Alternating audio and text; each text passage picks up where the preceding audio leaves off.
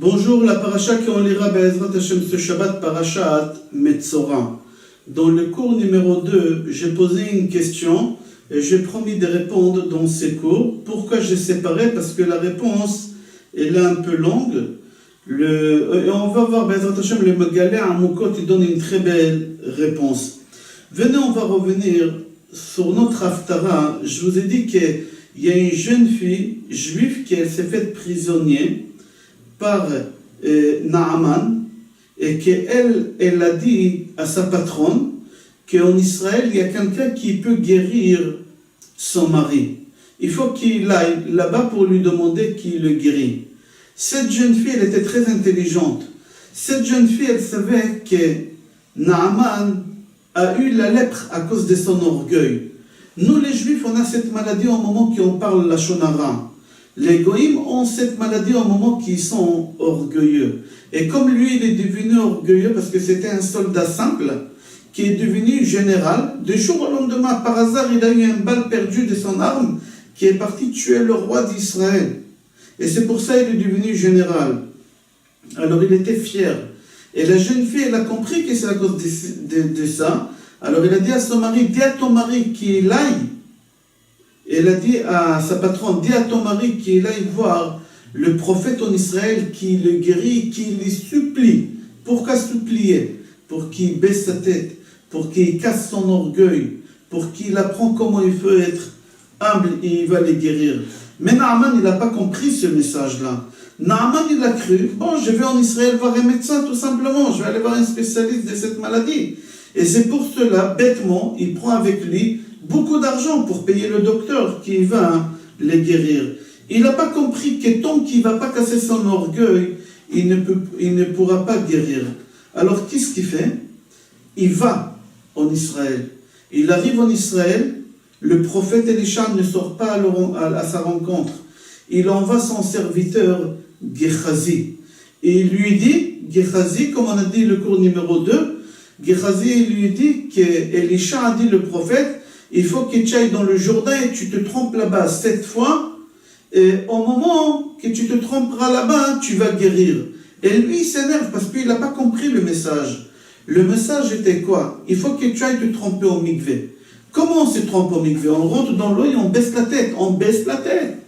C'est le contraire de ce que tu fais. Il faut que tu casses ton orgueil. C'est pour ça, mais lui, il n'a pas compris. On va essayer de comprendre ce qu'Elisha demande à Naaman de faire. On a dit tout à l'heure, dans le cours numéro 2, depuis quand on a vu qu'il faut aller voir un prophète pour se faire guérir de cette maladie. On ne va pas voir un prophète. C'est marqué dans Vaïkra Perek Yud Gimel Pasuk Tet que normalement c'est le Kohen qui doit guérir, c'est pas le Navi. C'est marqué Negat Sarat Ki Tiye Be'adam Ve'uva El Kohen. C'est marqué, il faut qu'il aille voir un Kohen. Alors pourquoi il est parti voir un prophète? Quel rapport prophète? Deuxième question, depuis quand on sait que ce fleuve de Jourdain, il guérit des malades? Depuis quand on a entendu parler d'une chose pareille? Pourquoi il lui a dit d'aller dans le Jourdain se faire tromper? Pourquoi le prophète il a décidé de toutes ces choses-là? Toutes ces questions-là, le Megalé Amukot, il donne une très très belle réponse. Le Megalé Amukot, il dit que dans la Torah, il y a 11 psukim qui commencent avec la lettre Nun et qui terminent avec la lettre Nun. Comme Naaman, le prénom de ce général, Nun, Nun, Ain, Mem, Nun, ça commence par Nun et ça finit par Nun. Et le Megalé Amukot, il a dit qu'il y a 11 psukim dans la Torah qui commencent avec la lettre Nun et qui finissent avec la lettre Nun. Et Elisha, il a déduit tout ce qu'il a déduit par les 3 premières psukim de ces 11 psukim. Venez, on va voir. Le premier pasuk, c'est marqué là-bas, Negat Sarat Ki Tiye Ba'adam Ve'uva El Kohen. C'est un homme. Cette maladie, il faut qu'il aille voir un Kohen. C'est-à-dire quoi, c'est un homme Adam? Il faut savoir qu'il y a Ish, Anashim, Gever, Gvarim. Adam, il n'y a pas en pluriel. Qui est en singulier? On ne peut pas dire Adamim. C'est Adam. Les Juifs, ils s'appellent Adam. Pourquoi? Parce qu'il n'y a pas de pluriel chez les Juifs. Les Juifs, ils sont unis. C'est un seul corps. Ish, Anashim, on peut dire ça sur les Goïm, parce qu'ils ne sont pas unis comme nous. Gever, Gvarim, on peut dire sur les non-juifs, parce qu'ils ne sont pas unis comme nous. Mais Adam, dans la Torah, quand c'est marqué Adam, ça veut dire juif. Et ici, dans ce premier passage où il commence par la lettre Nun, il finit par la lettre Nun, qu'il faut aller voir le Kohen, on parle là-bas qu'Adam, il doit aller voir un Kohen, qu'un juif, il doit aller voir un Kohen. Mais si ce n'est pas un juif qui a cette maladie, il peut aller voir n'importe qui. Venez, on va voir la suite.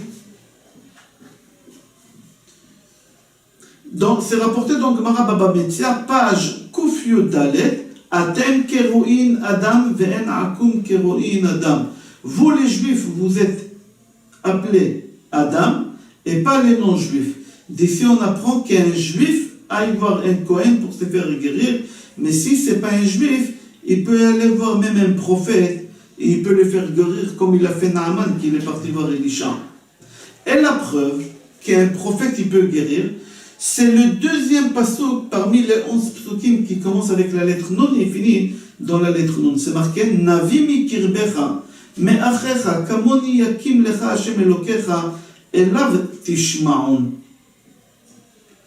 Maintenant, la troisième question des piquets, on a entendu parler que le Jourdain, il fait guérir des gens de cette maladie-là, d'épis.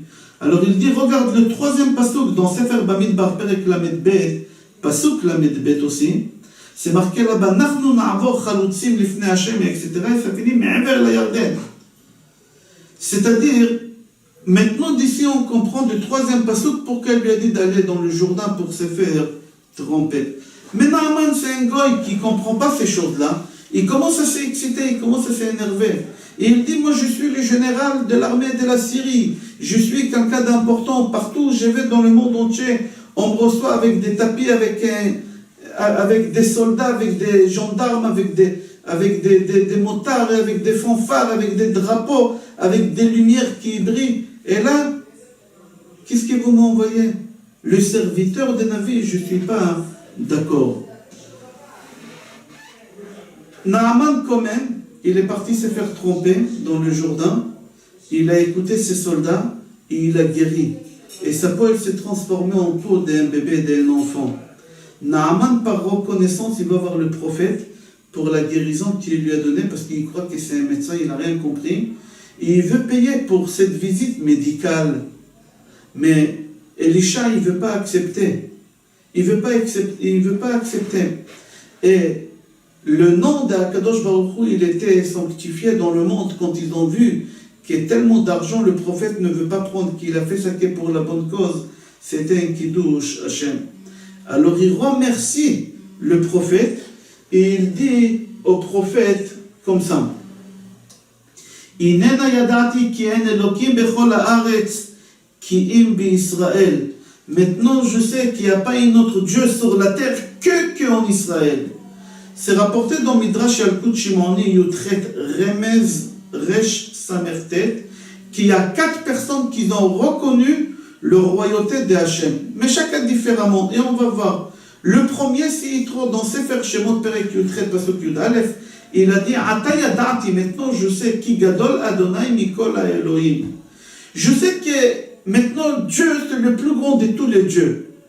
C'était pas vraiment... Il a dit, je sais que Dieu, il est plus grand que les autres dieux. C'est-à-dire, il y a Dieu qui est très grand, d'accord? Mais à part lui, il y a encore des autres. D'accord, il a dit des louanges à Hachem, mais quand même, il a dit là-bas, autre chose qu'il ne fallait pas dire. Le deuxième personne qui a dit des louanges à Hachem, c'était Naaman, dans notre Haftara.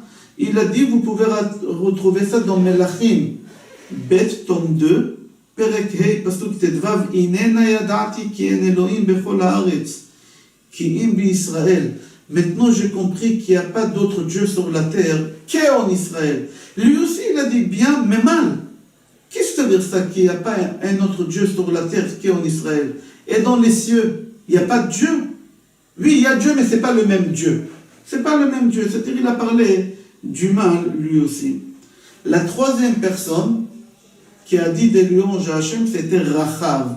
Rachav, c'était, au futur, au plus tard, c'était la femme de Yehoshua ben Nun, dans le livre Yehoshua, Perek Bet, Pasuk Yud Aleph. c'est marqué Ki Adonai ou Elohim Bashamayim mema'al ve'al haaretz mitachat. Je répète le pasuk. Ki Adonai Elokechem hu Elohim Bashamayim mema'al ve'al haaretz mitachat. Elle a dit mieux que les deux autres.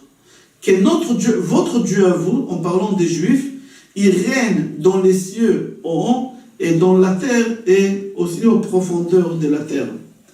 Le quatrième personne qui a dit des louanges à Hachem, c'est Moshe Rabbeinu dans Sefer Dvarim. Perek Dalet Pasuk Lametet Ki Adonai hu Elohim Bashamayim mema'al ve'al haaretz mitachat. En od. Il n'y a aucune Ava Amina, aucune pensée, aucune imagination qu'il y a un autre Dieu à part notre Dieu, ni dans le ciel, ni dans la terre.